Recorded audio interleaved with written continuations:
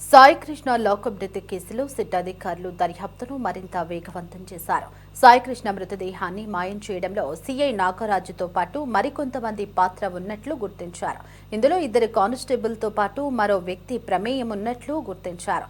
అయితే CI Nagaraju arrest తర్వాత 3 ఈ అజ్ఞాతంలో ఉన్నట్లు తెలుస్తోంది.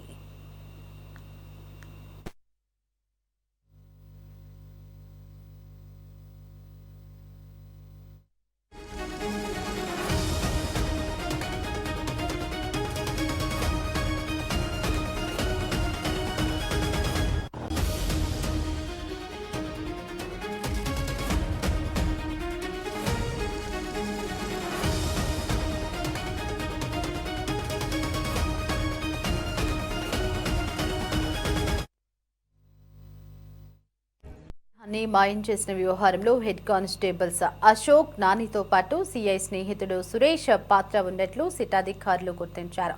2 కానిస్టేబుల్స్ గత కొద్ది రోజులుగా విధులకు హాజరు కావడం లేదని గుర్తించారు. అలాగే విచారణకు 2 సిట్ అధికారులు పిలవగా వారు హాజరు కాకపోవడం మరింత అనుమానాలకు తావిస్తోంది.